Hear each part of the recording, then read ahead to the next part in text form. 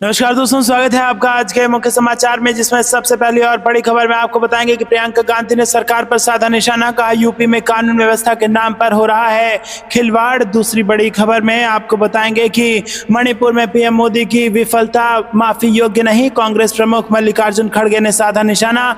आगे जिक्र होगा कि अमेरिका से राहुल गांधी ने आरएसएस और पीएम मोदी पर बोला हमला, संविधान बचाने और बेरोजगारी का उठाया मुद्दा। इसी के साथ आगे आपको बताएंगे कि यूपी 69,000 शिक्षक भर्ती मामले में हाईकोर्ट के फैसले पर रोक, सुप्रीम कोर्ट ने योगी सरकार से मांगा जवाब। और आगे आपको बताएंगे कि कहीं लाल बाग के राजा को गुजरात लेकर ना चले जाएं अमित शाह, संजय राउत का गृह मंत्री पर तंज। दोस्तों, इसी प्रकार की तमाम बड़ी खबरें आपके लिए लेके आए हैं, लेकिन उससे पहले आपसे निवेदन कि कृपया करके वीडियो को कर दीजिए लाइक और चैनल को सब्सक्राइब करके बेल आइकन दबाकर कमेंट में लिखिए जय हिंद। रुक करते हैं सबसे पहली और बड़ी खबर की तरफ। प्रियंका गांधी ने सरकार पर साधा निशाना, कहा यूपी में कानून व्यवस्था के नाम पर हो रहा है खिलवाड़। जी दोस्तों, गदागंज थाना क्षेत्र में हुई लूटकांड की घटना में पुलिस की सहायता करने वालों को ही आरोपी बनाकर जेल भेजने का मामला तूल पकड़ता नजर आ रहा है और इस मामले ने विपक्ष को सत्ता पर जुबानी हमला करने का मौका दे दिया है। कांग्रेस की राष्ट्रीय महासचिव प्रियंका गांधी ने अपने फेसबुक हैंडल पर पोस्ट करके रायबरेली की पुलिसिंग व्यवस्था और उत्तर प्रदेश सरकार पर निशाना साधा है।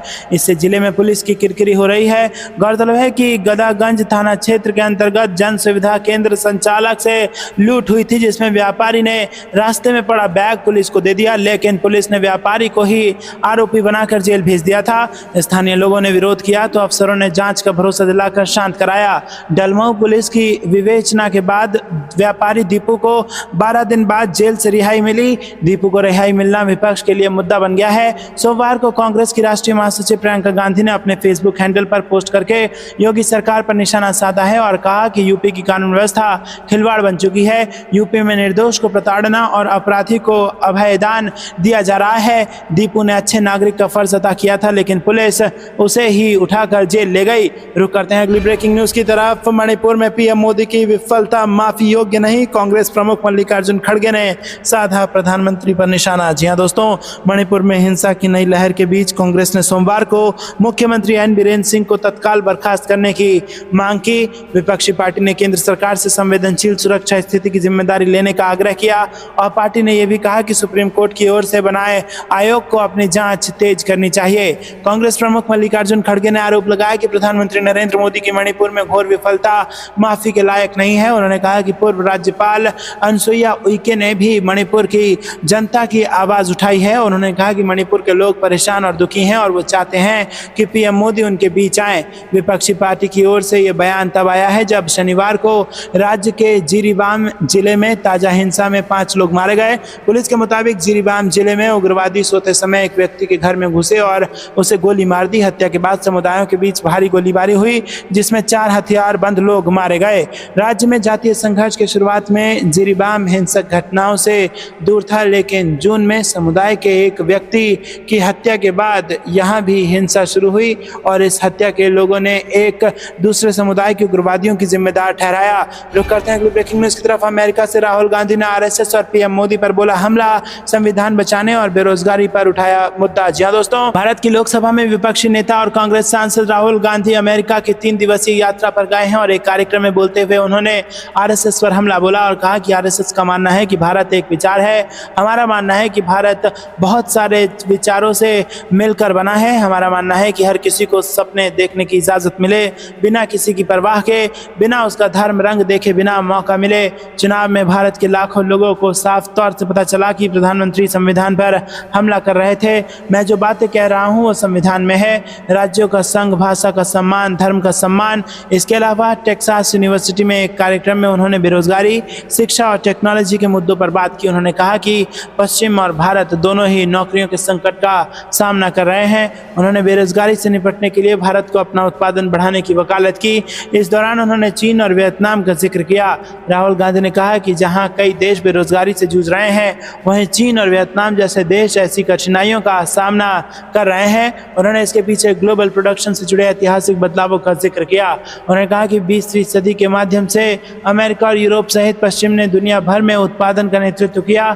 गांधी ने पिछले कुछ दशकों में हुए महत्वपूर्ण बदलावों का जिक्र किया, जिससे प्रोडक्शन लाइन धीरे धीरे अमेरिका से दक्षिण कोरिया, जापान और अंततः चीन में चली गई। आज के समय चीन वैश्विक उत्पादन में हावी है और वो इस बदलाव का श्रेय पश्चिम और भारत को विनिर्माण निर्माण से पीछे हटने को देते हैं। दोस्तों रुक करते हैं अगली ब्रेकिंग न्यूज की तरफ। यूपी में 69,000 शिक्षक भर्ती मामले में हाई कोर्ट के फैसले पर रोक, सुप्रीम कोर्ट ने योगी सरकार से मांगा जवाब। जी हां दोस्तों, सुप्रीम कोर्ट ने सोमवार को उत्तर प्रदेश में 69,000 शिक्षक भर्ती मामले से जुड़ी याचिका पर सुनवाई की और इलाहाबाद हाईकोर्ट के आदेश पर रोक लगा दी। मुख्य न्यायाधीश ने कहा कि हाईकोर्ट का फैसला फिलहाल स्थगित रहेगा और अगली सुनवाई 25 सितंबर को होगी। सीजेआई ने सभी संबंधित पक्षों को लिखित दलीलें पेश करने का निर्देश देते हुए कहा कि कोर्ट इस मामले पर अंतिम सुनवाई करेगा। सुप्रीम कोर्ट ने कहा कि वो इस मामले के कानूनी पहलुओं को परख कर आदेश देगा। हाईकोर्ट ने आरक्षण नियमों का पालन न होने के आधार पर मेरिट लिस्ट रद्द कर दी थी और इसका असर लगभग 19,000 ऐसे लोगों पर पड़ सकता है जो 4 साल से नौकरी कर रहे हैं। सुप्रीम कोर्ट ने राज्य सरकार और सभी पक्षों से लिखित में दलीलें पेश करने को कहा। कोर्ट ने कहा कि हाईकोर्ट के फैसले की गहन समीक्षा के लिए समय चाहिए। सुप्रीम कोर्ट ने दोनों पक्षों से कहा कि वो अधिकतम 7 पन्नों में अपनी लिखित दलीलें जमा करवा दें। कोर्ट ने इसके लिए 7 नोडल वकील तय किए। राज्य सरकार से भी जवाब दाखिल करने कहा।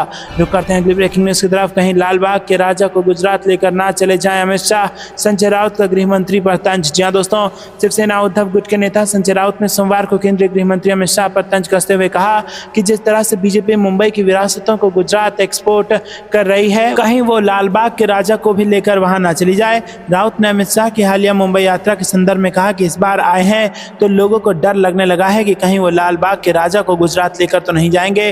बीजेपी ने मुंबई की संस्कृति विरासत को गुजरात ले जाने की कोशिश की है।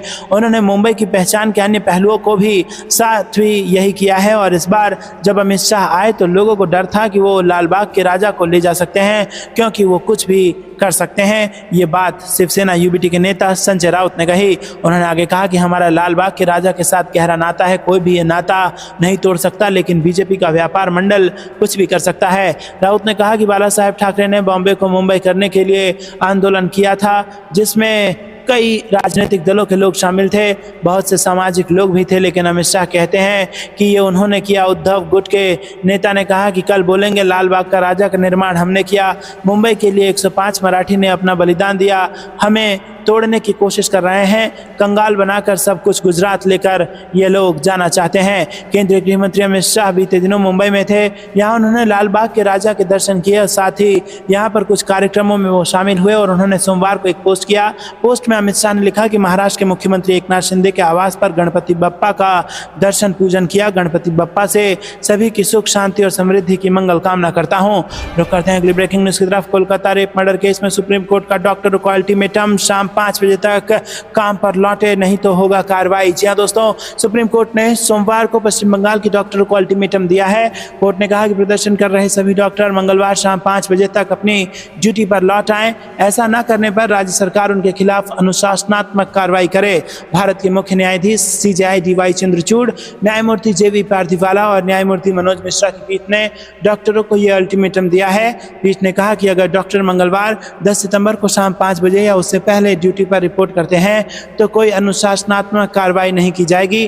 कोर्ट ने साफ शब्दों में स्पष्ट किया, यदि विरोध प्रदर्शन कर रहे डॉक्टर मंगलवार शाम 5 बजे या उससे पहले ड्यूटी पर रिपोर्ट करते हैं तो उनके खिलाफ कोई कार्रवाई नहीं की जाएगी। सुरक्षा और संरक्षा से संबंधित सभी शिकायतों पर तुरंत ध्यान दिया जाएगा। हालांकि यदि वो लगातार काम से अनुपस्थित रहते हैं तो उनके खिलाफ अनुशासनात्मक कार्रवाई की जा सकती है। डॉक्टर लोग मरीजों की सामान्य परेशानियों से अनभिज्ञ नहीं हो सकते, जिनकी सेवा करना उनका उद्देश्य है। दोस्तों, क्या आपको भी ऐसा लगता है कि डॉक्टरों को अब अपने काम पर लौटना चाहिए क्योंकि जनता को सेवा देना उनका उद्देश्य है? सुप्रीम कोर्ट ने ये आदेश तब पारित किया है जब राज्य सरकार ने कोर्ट को बताया कि डॉक्टरों के लगातार विरोध प्रदर्शन के कारण पश्चिम बंगाल में स्वास्थ्य सेवा प्रणाली संकट में है। विरोध प्रदर्शनों के कारण पश्चिम बंगाल में करीब 23 लोगों की मौत हो गई है, 6 लाख लोगों को इलाज नहीं मिल सका है। बता दें कि कोलकाता के आरजी कर मेडिकल कॉलेज और अस्पताल में एक महिला ट्रेनी डॉक्टर के साथ जो दुष्कर्म का मामला सामने आया, उसके बाद हत्या की घटना के विरोध प्रदर्शन में प्रदर्शन कर रहे हैं डॉक्टर्स और बड़ी संख्या में डॉक्टरों की हड़ताल के चलते अस्पतालों में मरीजों का इलाज नहीं हो पा रहा है। दोस्तों, आपको क्या लगता है, क्या डॉक्टरों को वापस अपने काम पर लौटना चाहिए और कानून को अपना काम करने देना चाहिए? कमेंट में अपनी राय जरूर बताइए। वीडियो को लाइक नहीं किया है तो लाइक भी जरूर कीजिएगा।